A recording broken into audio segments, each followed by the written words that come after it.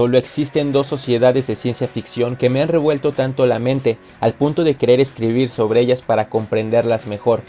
La que describió Aldous Huxley en la novela clásica llamada Un mundo feliz hace ya casi un siglo, y la que plasmó Dan Harmon en un capítulo de Rick y Morty llamado Cuentos de la Ciudadela. Me fascina principalmente el hecho de que copió la realidad tal como es. A partir de esa copia se puede analizar, comprender y predecir mejor nuestra realidad. Por ejemplo, la discriminación a los Mortys equivaldría al machismo y al racismo. La desigualdad de los Ricks trabajadores se compara con la desigualdad de la clase obrera, y los cadáveres de Ricks y Mortys flotando en el espacio representan nuestros muertos que yacen en el anonimato por ser del montón que trató de dejar huella en el mundo, justa o injustamente, pero no lo logró. Es como dijo Morty a su hermana: nadie existe a propósito, nadie pertenece a ningún lugar, todos vamos a morir, ven a ver televisión. Tanto La Ciudadela como El Nuevo Mundo de Huxley guardan una condición utópica. Este tema es poco estudiado y es un buen momento para saber más acerca de ello por medio de estos relatos. Pero cabe resaltar que La Ciudadela, más que una utopía, es una crítica social al modelo occidental y a la construcción de clase, de la economía y de la explotación del trabajador. Mientras que Leer un mundo feliz no te lleva a la comprensión de la esencia utópica, ni mucho menos su opuesto, la distopía.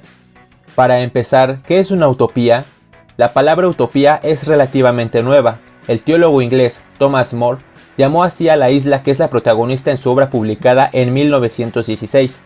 Esta tiene por título Librillo verdaderamente dorado, no menos beneficioso que entretenido, sobre el mejor estado de una república y sobre la nueva isla de Utopía. Es debido a ese contexto que se define una utopía como un sistema ideal de gobierno, en el que se concibe una sociedad perfecta y justa, donde todo discurre sin conflictos y en armonía.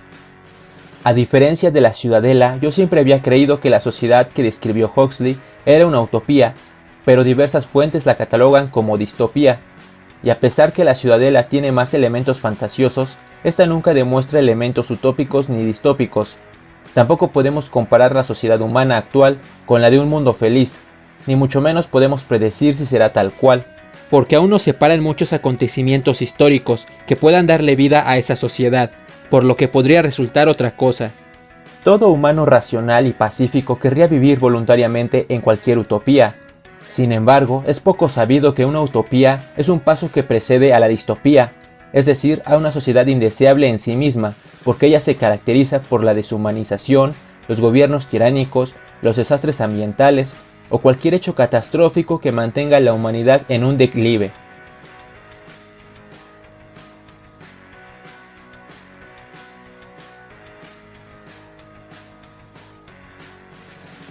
La primera vez que presenciamos La Ciudadela y el Consejo de Ricks es en el capítulo 9 de la primera temporada. Es curioso que el humano más inteligente del mundo necesite una forma de control o una ley a la cual adherirse. Sin embargo, la explicación que se da es porque si no se alía con otros como él, debe destruir a la Federación Galáctica solo o unirse a esta. La Federación es destruida posteriormente y de forma espectacular, junto con La Ciudadela, en el capítulo 1 de la tercera temporada. Y en el séptimo capítulo vemos a esta última reconstruida y prosperando. Este capítulo es el más real de toda la serie, al menos para mí, donde no sentí que veía un programa, sino al mundo. Donde lo surreal, que bien podría ser lo mejor conceptualmente hablando por efecto de su inmaterialidad, era más bien una copia mediocre de nuestra realidad y nuestra inconsistencia humana. Huxley menciona o da a entender en su obra que un ser inteligente puede ser feliz realizando un trabajo que le exija una dificultad un tanto proporcional a lo que su mente puede enfrentar. Si realizara un trabajo de mucho menor esfuerzo o que desconozca, este sujeto estará condenado a ser infeliz. Por eso los altera genéticamente y los condiciona mucho antes de que lleguen a ser conscientes. La Ciudadela de los Ricks es un mal intento de utopía, tal y como sucede en nuestra realidad. Aquí y allá observamos la rutina del trabajo en las fábricas, uno de tantos sitios de sometimiento. Seres igualmente de inteligentes tienen que ir día tras día a hacer algo que rebaja su verdadero potencial y reparte de forma pésima los puestos y los salarios. Como dije en uno de mis videos anteriores llamado "Condenados los hombres a la rutina de un trabajo denigrante y repetitivo", los trabajos que pueden encerrar con más facilidad al humano en una rutina son precisamente esos, a los que la sociedad les ha otorgado menos mérito y retribuciones económicas. Es ahí cuando se entiende que el problema no es la educación, es el sistema. ¿Quién sería feliz aguantando tal injusticia? Y es que los puestos más altos, te dice la serie, no se logran con coeficiente intelectual, mucho menos en donde todos tienen casi el mismo nivel. Más bien se logra por la personalidad, como el carisma que cada individuo posee. Actualmente la mayoría de las civilizaciones se rigen bajo la democracia, que es uno de tantos sistemas de gobierno ideales, pero al que no podemos adaptarnos debido a nuestra imperfección. Ya lo había remarcado Aristóteles hace más de 2000 años. Es por eso que estos gobiernos preservan más un tinte distópico que utópico. Esta distopía democrática es difícil de detectar, pero gracias a la ciudadela, nuestra realidad se despliega de forma más comprensible ante nuestros ojos y nuestros pensamientos. Aunque en realidad todos nosotros hemos pertenecido a esta decadente sociedad desde que nacimos y que no podemos cambiar.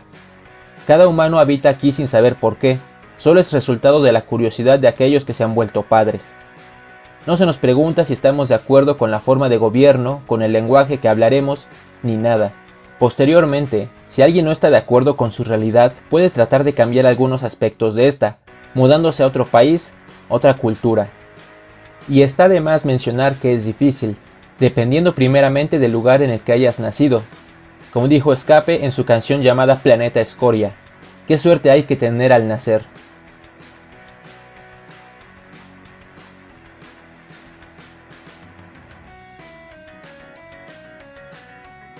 Entrando de lleno al concepto utópico, hay que resaltar que los primeros utopistas no lo fueron en el sentido teórico o político, sino que eran narradores o escritores cuyo objetivo era entretener, fabuladores de utopías. No consideraron que pudiera haber una conexión intelectual entre los dos momentos, el de lo real y el de lo ideal. Citando la idea del doctor en ciencias sociales Luis Núñez Ladevese, la utopía más que pensada es imaginada como un modelo aparte, sin lugar ninguno, fuera del devenir intrínseco de la sociedad.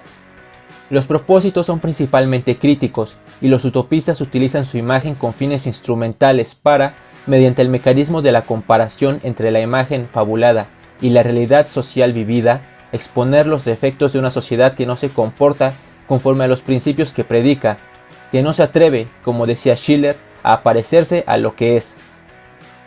Es por eso que hay que ser cautelosos, ser conscientes de que la vida es anterior a la idea y de que ninguna idealización o afirmación sobre el futuro o el porvenir puede suplantar con éxito al juego espontáneo de la vida. Pero no obstante a esta advertencia, diversos escritores especializados en el humanismo se han aventurado a tomar el principio de utopía como una doctrina.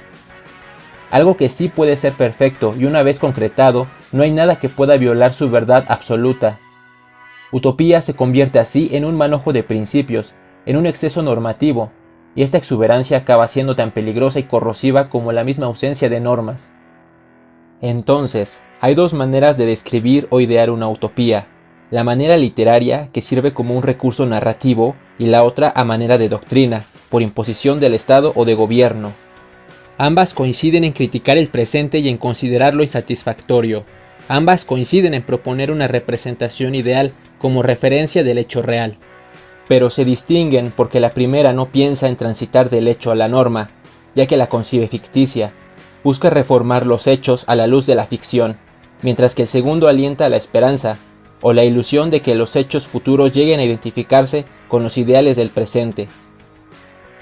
No es necesario acercar la sociedad a un modelo ideal, normativo y por eso utópico, porque lo ideal es en último extremo trascendente, en la medida en que toda idea trasciende la realidad, la acción, la práctica y el lenguaje. Concluyo que conforme el tiempo avanza, así como la sociedad se moderniza, resulta cada vez más complicado idear o trazar algún sistema que comprenda nuestra diversidad y nuestras imperfecciones. Utópico en pocas palabras. Por lo que el seguir ideando de forma literaria o política un modelo así nos ayudará a conocernos mejor como individuos y colectivos. La lectura de toda obra utópica debe rescatarse, para no cometer esos errores a los que podríamos llegar por culpa de nuestras aspiraciones.